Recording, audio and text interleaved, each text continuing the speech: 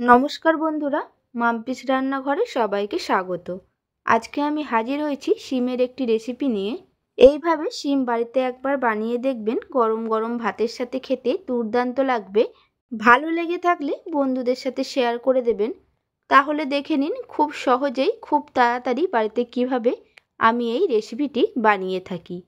এটা বানানোর জন্য সবার প্রথমে আমি নিয়ে নিয়েছি 250 গ্রাম শিম। শিমগুলোকে আমি কেটে নিয়েছি দুটো করে। বড় শিম হলে আপনারা তিনটেও করে নিতে পারেন। আর ধুয়ে পরিষ্কার করে নিয়েছি। আর নিয়েছি একটা মিডিয়াম সাইজের পেঁয়াজ, সেটাকে আমি কুচিয়ে নিয়েছি। 6 থেকে 7টা রসুন নিয়েছি। আর নিয়েছি 3টে কাঁচা লঙ্কা। এগুলোকে আমি থেতো করে নেব। 1 চামচ সর্ষে নিয়েছি। এটাকে আমি জল দিয়ে পেস্ট করে নেব বা বেটে নেব। আমি আগের থেকেই কড়াইয়ের মধ্যে জল নিয়ে নিয়েছি। দিয়ে দিলাম ধুয়ে রাখা শিমগুলো। এর মধ্যে দিয়ে দিলাম 1 চামচ নুন।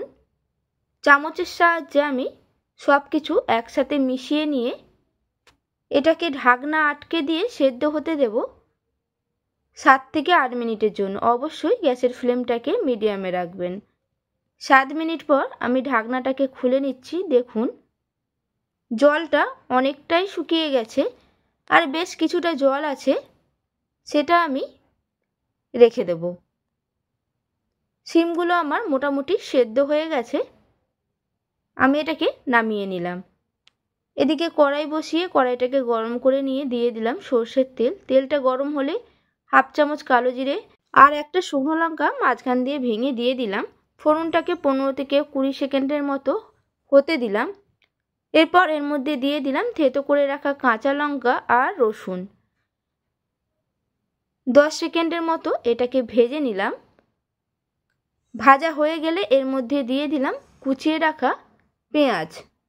পেঁয়াজটাকে আমি এরপর ভাজতে থাকবো যতক্ষণ না পেঁয়াজটা কালার চেঞ্জ হচ্ছে আর খুব ভালোভাবেই নরম হয়ে আসছে। 3 থেকে 4 মিনিট আমি পেঁয়াজটাকে ভেজে নিলাম। পেঁয়াজটা দেখুন ভাজা হয়ে গেছে। এর মধ্যে দিয়ে দেব সেদ্ধ করে রাখা শিম। আমি সেদ্ধ করা জলটা ফেলিনি, দিয়ে দিয়েছি। আর দিলাম 1/2 চামচ নুন। আপনারা নুনটা নিজেদের পছন্দ মতো দেবেন। 1/2 চামচ হলুদ গুঁড়ো।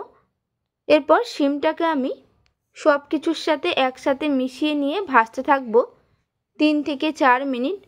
আর খুন্তি দিয়ে শিমগুলোকে আমি একটু করে ভেঙে দেব। দেখুন শিমগুলো ভাঙা হয়ে গেছে। এরপর এর মধ্যে দিয়ে দিলাম বেটে রাখা সর্ষে, 1/2 চামচ চিনি। চিনিটা অবশ্যই দেবেন, তাতে এই রান্নার স্বাদ খুবই ভালো হবে। আবারও সব কিছু একসাথে মিশিয়ে নিলাম। এরপর আমি ঢাকনাটাকে আটকে দিয়ে হতে দেব 5 মিনিটের মতো। 5 মিনিট পর ঢাকনাটাকে আমি খুলে নিচ্ছি। দেখুন জলটা পুরোপুরিভাবেই শুকিয়ে গেছে আর শিমগুলো খুব সুন্দরভাবে নরম হয়ে গেছে। মিশিয়ে নিয়ে ওপর দিয়ে দিয়ে দিলাম বেশ কিছুটা ধনেপাতা কুচি। ধনেপাতাটাকে দিয়ে আমি 1 মিনিটের মতো নাড়াচাড়া করে নেব।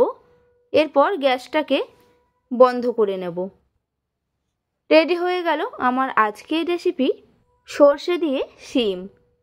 এইভাবে বাড়িতে একবার বানিয়ে দেখবেন, গরম গরম ভাতের সাথে খেতে দুর্দান্ত লাগবে। ভালো লেগে থাকলে বন্ধুদের সাথে শেয়ার করে দেবেন। আর আমার এই রেসিপিটি আপনাদের কাছে কেমন লাগলো অবশ্যই কমেন্টে জানাবেন। ভালো লেগে থাকলে একটা লাইক করে দেবেন। নতুন বন্ধু হয়ে থাকলে আমার চ্যানেলটিকে সাবস্ক্রাইব করার অনুরোধ রইল, পাশে থাকা বেল আইকন সমেত। তাহলে আমি যখনই কোনো নিত্য নতুন রান্নার ভিডিও আপলোড করব, সবার প্রথমে আপনাদের কাছে নোটিফিকেশান চলে যাবে। সুস্থ থাকবেন, ভালো থাকবেন, ধন্যবাদ।